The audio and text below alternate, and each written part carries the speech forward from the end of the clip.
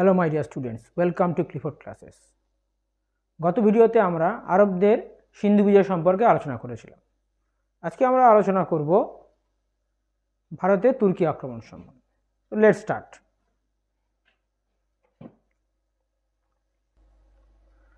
ভারতের তুর্কি আক্রমণের যে শুরু হয়েছিল সেটা সম্পর্কে আলোচনা করার আগে আমরা জানি যে তুর্কিদের পরিচয় কী ছিল, তুর্কি অ্যাকচুয়ালি কারা ছিল। আনাতোলিয়ার জঙ্গলাকীর্ণ অঞ্চলে বসবাসকারী তুর্কি উপজাতির বহু মানুষ খ্রিস্টীয় নবম শতকে অর্থাৎ 750 থেকে 1258 খ্রিস্টাব্দের মধ্যে ইসলাম ধর্ম গ্রহণ করে এবং সমগ্র যে তুর্কি অঞ্চল সেখানে ইসলাম ধর্ম ছড়িয়ে পড়েছিল এবং এই ইসলাম ধর্ম গ্রহণ করেছিল কারা? আনাতোলিয়ার জঙ্গলাকীর্ণ অঞ্চলে বসবাসকারী তুর্কি উপজাতি এবং এরা খলিফার প্রাসাদ রক্ষী এবং সৈনিকের বৃত্তি গ্রহণ করে। আমরা জানি খলিফা কারা না, হযরত মুহাম্মদের মৃত্যুর পর, ঠিক আছে, ইসলামিক যে সাম্রাজ্য যারা এগিয়ে নিয়ে গিয়েছিল তাদেরকে খলিফা বলা হতো এবং এই যে খলিফা দেখা যাচ্ছে এইখানে তুর্কিরা কী ছিল, তাদের প্রাসাদ রক্ষী ও সৈনিকের বৃত্তি গ্রহণ করেছিল। ক্রমে খলিফা আস্তে আস্তে যখন দুর্বল হয়ে পড়ে তখন তারা কি করে, বহু উচ্চাকাঙ্ক্ষী তুর্কি নেতা স্বাধীন আঞ্চলিক রাজ্য প্রতিষ্ঠার উদ্যোগ নেন। অর্থাৎ খলিফার দুর্বলতার সুযোগে এরা ছোট ছোট আঞ্চলিক রাজ্য প্রতিষ্ঠার উদ্যোগ নিয়েছিল কিছু কিছু তুর্কি নেতা, ঠিক আছে। তো আনাতোলিয়া জঙ্গলাকীর্ণ পরিবেশে এরা বাস করত। যদি আমরা মানচিত্র দেখি, এটা হলো তুর্কির যে ম্যাপ, বর্তমানে যে তুর্কি দেশ আছে, এখানে আমরা কি দেখতে পাচ্ছি, এইটা হচ্ছে আনাতোলিয়া প্লেটো অর্থাৎ আনাতোলিয়া মালভূমি। অ্যাকচুয়ালি এই যে তুর্কি অঞ্চল এইটা হচ্ছে আর্মেনীয় গ্রন্থি, সেই আর্মেনীয় গ্রন্থি এখানে রয়েছে। সেই আর্মেনীয় গ্রন্থির এখানে হচ্ছে পন্টিক পর্বত এবং এটা হচ্ছে কোরোগ্লু পর্বত এবং এইখানে কি হয়েছে, টরাস পর্বত। এই যে টরাস পর্বত, এই যে পর্বতের মাঝখানে এই সমস্ত যে মালভূমি আছে, ইস্টার্ন টরাস, এই যে সমস্ত অঞ্চল এইগুলো হচ্ছে জঙ্গলাকীর্ণ, তখন অনেক বেশি ছিল। তো এইখানে তুর্কিরা মেনলি বাস করত এবং তারা একটা সময় কী ছিল না, আমরা জানলাম যে খলিফার প্রাসাদ রক্ষী হিসাবে কাজ করত এবং পরবর্তী সময়ে তাদের মধ্যে কেউ কেউ উচ্চাকাঙ্ক্ষী যারা ছিল তারা ছোট ছোট আঞ্চলিক রাজ্য প্রতিষ্ঠা করেছিল।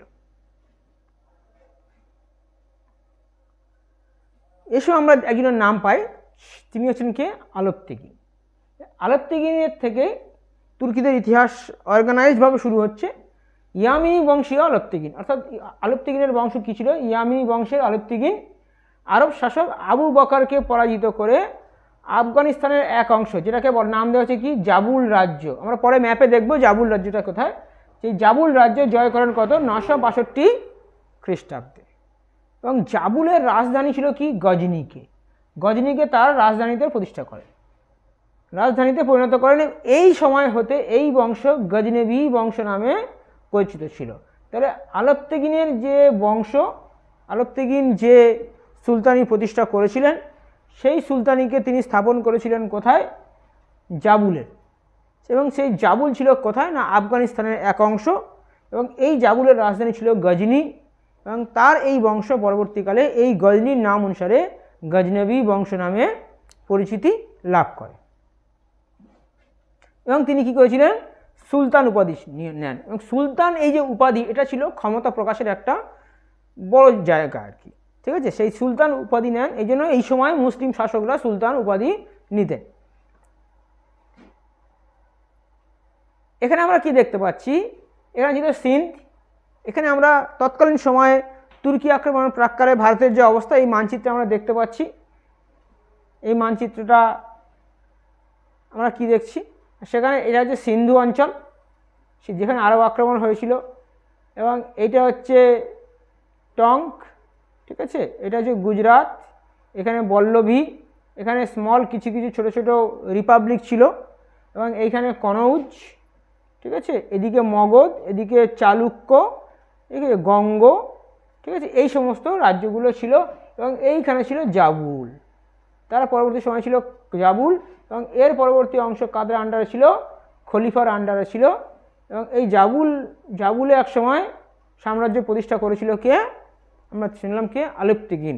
এবং জাবুলের রাজধানী ছিল গজনি সেই গজনীকে কেন্দ্র করে তার বংশ পরবর্তীকালে কী নামে পরিচিত হয়? গজনবী বংশ।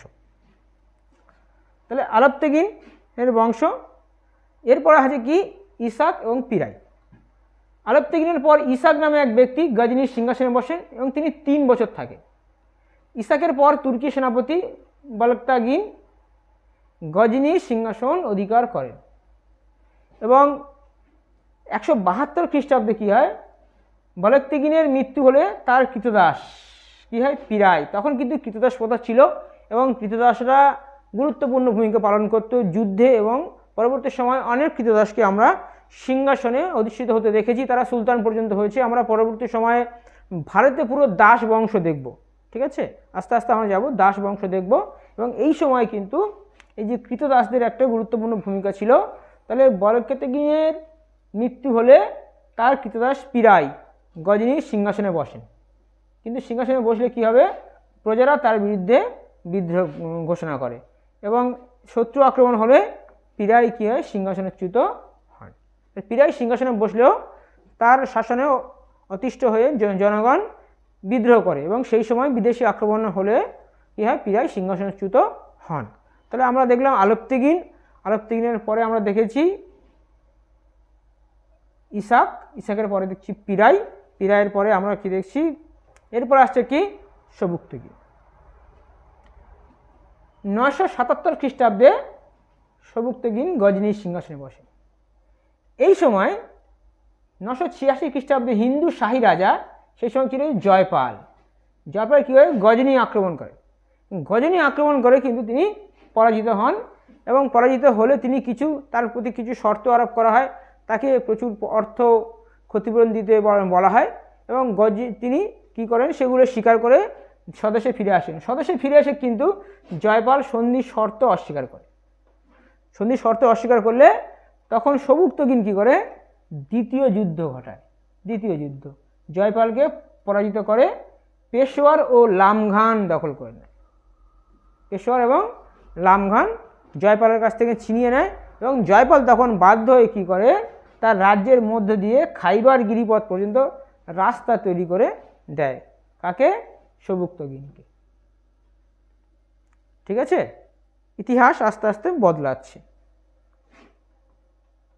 এরপর আসছে কি? সুলতান মাহমুদ। সুলতান মাহমুদ হচ্ছে এই গজনবী বংশের সর্বশ্রেষ্ঠ সুলতান। তিনি কি করেছিলেন না, এইখানে একটা জিনিস বলা উচিত যে সবুক্তগিনের মৃত্যুর পর তার কনিষ্ঠ ভ্রাতা ইসমাইল সিংহাসনে বসেছিল এবং ইসমাইলকে সুলতান মাহমুদ কী করে? হত্যা করে 27 বছর বয়সে সিংহাসনে বসেন কি? আব্দুল কাসেম মাহমুদ, যিনি সংক্ষেপে মাহমুদ অব গজনী বা সুলতান মাহমুদ নামে আমাদের কাছে পরিচিত। কবে বসেছিলেন? 998 খ্রিস্টাব্দে তিনি সিংহাসনে বসেন এবং 1030 পর্যন্ত তার রাজত্বকাল ছিল। এবং তিনি যে সিংহাসনে বসেন ভ্রাতাকে হত্যা করে এবং তার যে সিংহাসনের প্রতি অধিকারকে বৈধ করার উদ্দেশ্যে, সেই সময়ের অনেক প্রথা ছিল এটা, ঠিক আছে? তারা কী হতো? খলিফার কাছ থেকে অনুমোদন নিত এবং সুলতান মাহমুদ এটাই করেছিল যে খলিফা আল কাদের বিল্লাহর কাছ থেকে অনুমোদন নেন এবং তাকে কি করে? খলিফা তাকে ইয়ামিন উদ্দৌল্লা অর্থাৎ সাম্রাজ্যের দক্ষিণ হস্ত, অর্থাৎ কোন সাম্রাজ্যের? খলিফার সাম্রাজ্যের দক্ষিণ হস্ত এবং আমিন উল মিল্লাহ অর্থাৎ ধর্মের রক্ষক প্রভৃতি উপাধিতে ভূষিত করেন। এর ফলে কি হয়?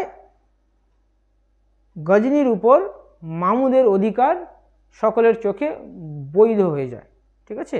তো খলিফার অনুমোদনের এটা একটা কারণ ছিল তৎকালীন মুসলিম শাসকদের, যে সকলের চোখে বৈধ হওয়ার জন্য তারা খলিফাকে বিভিন্ন উপঢৌকন দিয়ে খুশি করে তার কাছ থেকে বিভিন্ন উপাধি নিত এবং এখানে খলিফা সুলতান মাহমুদকে 2টো উপাধি দিয়েছিল। কি দিয়েছিল না? ইয়ামিন উদ্দৌল্লা তার সাম্রাজ্যের দক্ষিণ হস্ত এবং কি আমিন উল মিল্লাহ অর্থাৎ ধর্মের রক্ষক উপাধিতে ভূষিত করেছিলেন। মাহমুদের সময় মামুদের রাজত্বকালে এবং তার পৃষ্ঠপোষকতায় বেশ কিছু জ্ঞানীগুণী ব্যক্তির সমাবেশ আমরা দেখতে পাই। কি করেছিল না, কিতাবুল হিন্দ যে গ্রন্থ, তার যে রচয়িতা পণ্ডিত অল বিরুনি, তিনি সুলতান মামুদের পৃষ্ঠপোষকতা পেয়েছিলেন এবং তিনি মামুদ যখন ভারত আক্রমণ করেন তিনি মামুদের সাথে ইন্ডিয়াতে এসেছিলেন এবং ইন্ডিয়ার তৎকালীন সময়ের বিভিন্ন গুরুত্বপূর্ণ বর্ণনা আমরা তার লেখায় পেয়ে থাকি এবং সেটা হচ্ছে ইতিহাসের একটি গুরুত্বপূর্ণ উপাদান। মামুদের সভাকবি ছিলেন বিখ্যাত পার্সিক কবি ফিরদাউসি। তার বিখ্যাত গ্রন্থ ছিল কি রচনা শাহনামা, রুস্তমের গল্প। রুস্তম এবং তার পুত্র সোহরাবের আখ্যান হচ্ছে শাহনামা, যেটা লিখেছেন কি বিখ্যাত পার্সিক কবি ফিরদাউসি। এবং মামুদের দরবারের একজন ঐতিহাসিক ছিলেন, তার নাম ছিল উতবি। উতবি বিখ্যাত যে রচনা সেটা ছিল তারিক ই ইয়ামিনী, অর্থাৎ তার উতবির লেখা গ্রন্থ কি তারিক ই ইয়ামিনী। এবং সবচেয়ে ইম্পর্টেন্ট প্রশ্ন যেটা, যে পণ্ডিত অল বিরুনি কোন গ্রন্থ লিখেছিলেন, কিতাবুল হিন্দ। এবং আরেকটা প্রশ্ন হচ্ছে কিতাবুল হিন্দ রচয়িতা পণ্ডিত অল বিরুনি কার সময় ভারতে এসেছিলেন, কার সাথে ভারতে এসেছিলেন, সুলতান মামুদের সাথে ভারতে এসেছিলেন। ঠিক আছে, এটা একটা প্রশ্ন। এটা হচ্ছে গজনী সাম্রাজ্য। গজনী সাম্রাজ্য এটা পুরোটা, এদিকে কাস্পিয়ান সাগর, এদিকে আরল সাগর, এদিকে ভারতের কাশ্মীর ধরে নিয়ে আফগানিস্তান, ইরাক, ইরান, এই অংশ নিয়ে হচ্ছে গজনী সাম্রাজ্য। আচ্ছা, হেনরি এলিয়টের মতে সুলতান মামুদ মোট 17 বার ভারত আক্রমণ করেছিলেন। 17 বার তিনি ভারত অভিযান করেছিলেন। কত? 1000 থেকে 1027 খ্রিস্টাব্দ পর্যন্ত মামুদ ভারত আক্রমণ করেছিলেন এবং প্রথম অভিযান হয়েছিল 1000 খ্রিস্টাব্দে। সুলতান মামুদ তার প্রথম অভিযান দ্বারা শাহী রাজ্যের সীমান্তের কিছু অঞ্চল ও কয়েকটি দুর্গ অধিকার করে। আমরা জানি যে ভারতের উত্তর পশ্চিম সীমান্তে শাহী রাজ্য ছিল, শাহী রাজ্য ছিল জয়পাল, আমরা আগে দেখেছি। সেই শাহী রাজ্যের কিছু সীমান্তের কিছু অঞ্চল এবং কয়েকটি দুর্গ অধিকার করেছিলেন প্রথম অভিযান, যেটা হয়েছিল 1000 খ্রিস্টাব্দে। 1001 খ্রিস্টাব্দে মামুদ এক বিরাট সেনাদল সহ শাহী রাজা জয়পাল, সেই শাহী রাজা জয়পালকে আক্রমণ করেন এবং তিনি আক্রমণ করে বন্দী করেন। এই শাহী রাজা জয়পাল, যার সঙ্গে যিনি কী করেছিলেন না খাইবার গিরিপাস পর্যন্ত রাস্তা করে দিতে বাধ্য হয়েছিলেন এবং সেই রাস্তা ধরেই এই ভারত আক্রমণ ঘটেছিল এবং তাকে আক্রমণ করে বন্দী করেন। পরে মুক্তি লাভ করে তিনি আত্মহত্যা করেন। ঠিক আছে,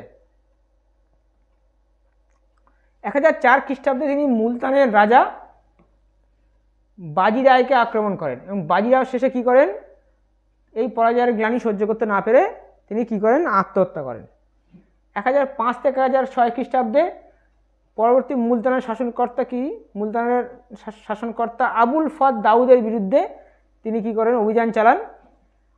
1008 খ্রিস্টাব্দে মামুদ শাহী রাজা আনন্দপালকে পরাজিত করেন এবং ভীমনগর দুর্গ অধিকার করে যে প্রচুর সম্পত্তি লাভ করেন।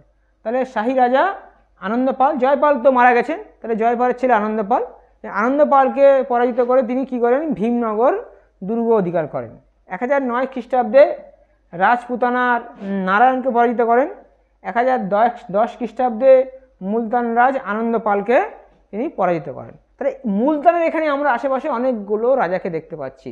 এখানে মুলতানের রাজা বাজি রায়কে দেখতে পাচ্ছি, তারপর আনন্দপালকে দেখতে পেয়েছি এবং এরপরে কি দেখতে পেয়েছি না মুলতানের আরেক শাসনকর্তা আবুল ফদ দাউদ, তার নামও আমরা এখানে পাচ্ছি। 1014 খ্রিস্টাব্দে থানেশ্বর, দিল্লির কাছাকাছি যে থানেশ্বর, সেই থানেশ্বরের চন্দ্রস্বামী মন্দিরটি তিনি ধ্বংস করেন। 1015 খ্রিস্টাব্দে কাশ্মীর অধিকার করেন। আমরা একটু ম্যাপ দেখলাম, সেই ম্যাপে কি দেখছিলাম না গজনবীর আন্ডারে কি ছিল না কাশ্মীর ছিল। সেই কাশ্মীর আক্রমণ করেছিল এবং কাশ্মীর আক্রমণ করে তিনি ব্যর্থ হন। কিছু অংশ পরবর্তী সময়ে তিনি দখল করেছিলেন। 1018 থেকে 1019 খ্রিস্টাব্দে মথুরা আক্রমণ করেছিলেন। মথুরা এবং রাজা কুলচাঁদ তাকে প্রতিহত করতে না পেরে আত্মহত্যা করেন এরপর কি হয়, কনৌজ আক্রান্ত হয়। গুর্জর প্রতিহার রাজা রাজ্যপাল আত্মসমর্পণ করেন। তাই মামুদ একে একে উত্তর ভারতের প্রায় সকল রাজাকে পরাজিত করতে আস্তে আস্তে সক্ষম হচ্ছিলেন। 1020 থেকে 21 খ্রিস্টাব্দে চান্দেলা বংশীয় বিদ্যাধরকে শাস্তি দিতে তিনি ভারতে আসেন। অর্থাৎ বিদ্যাধরকে তিনি শাস্তি দিতে ভারতে এসেছিলেন। এরপর 1021 থেকে 1022 খ্রিস্টাব্দে তিনি কী করেছিলেন না, গোয়ালিয়র দুর্গ আক্রমণ করেছিলেন এবং সেখানে কীর্তি রাজকে পরাজিত করেন। এবং এইটা হচ্ছে সবচেয়ে বিখ্যাত অভিযান। 1025 খ্রিস্টাব্দে স্যাক অফ সোমনাথ টেম্পল, তিনি কাথিওয়াড় অঞ্চলের বিখ্যাত সোমনাথ মন্দির আক্রান্ত ও লুণ্ঠিত হয়, অর্থাৎ মামুদের দ্বারা লুণ্ঠিত হয়। গুজরাটের চালুক্য বংশের রাজা ভীম এবং অন্যান্য হিন্দু রাজারা জোর বেঁধেও মামুদকে প্রতিহত করতে পারেননি। মামুদ সোমনাথ মন্দির লুট করে প্রচুর ধনসম্পত্তি নিয়ে স্বদেশে ফিরে যান। 1027 খ্রিস্টাব্দে তিনি সিন্ধুর জাটদের বিরুদ্ধে অভিযান ছিল সুলতান মাহমুদের শেষ অভিযান। অর্থাৎ কি হয়েছে না, যখন তিনি গুজরাটের সোমনাথ মন্দির লুট করে যখন দেশে ফিরছিলেন, তখন সিন্ধুর জাটরা তার বিরুদ্ধে তাকে আক্রমণ করেছিল এবং সেই জাটদের শাস্তি দেওয়ার জন্য 1027 খ্রিস্টাব্দে তিনি আবার কি করেন না, সিন্ধু আক্রমণ করেন এবং জাটদের আক্রমণ করেন। 1030 খ্রিস্টাব্দে কী হয়, সুলতান মাহমুদের মৃত্যু হয়। এইটা ছিল আমাদের